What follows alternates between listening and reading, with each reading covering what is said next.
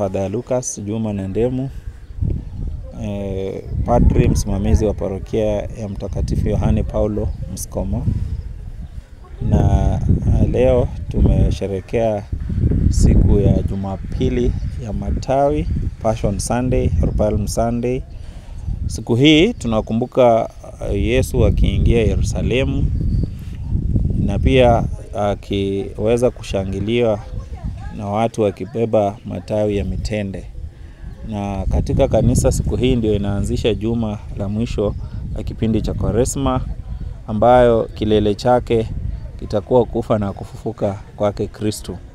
Na Wakristo wote wamealikwa leo, wamesherehekea siku hii kwa kubeba mitende kwa huo ukumbusho, na tunaalikwa sote tuweze kushiriki kikamilifu shughuli za hili juma, kwa sababu ndizo zinatukaribisha sana kwa the highest moment ya Ukristo wetu. Na hata ukiangalia liturujia Katoliki wiki hii itakuwa ya ndani sana kuweza kufafanua mafumbo ya yaliyotukia wakati Yesu alituletea ukombozi. So tunaalika Wakristo waweze kusali sana. Ukiangalia makanisa mengi tumeandaa Wakristo wetu, kutakuwa na kitubio ili kuweza kuunda uhusiano wetu. Tutakuwa pia na kuabudu sakramenti siku ya Alhamisi Kuu.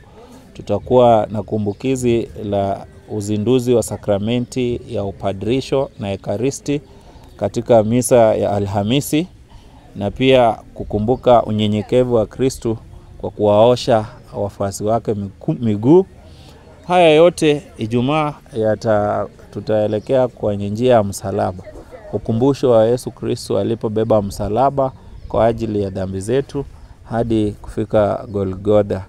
Na baadaye tutakuwa na ibada siku hiyo ya Ijumaa.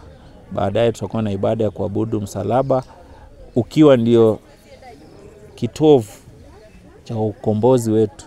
It is by the cross ndio Kristo aliweza kutukomboa sisi dhambini. So tunawatakia Kristo wetu wakati mwema wa sala, wanaalikwa waepuke maovu na wajiunge hasa sana na familia zao, ili tukaweze kuelekeza walio wadogo mafumbo haya ya imani,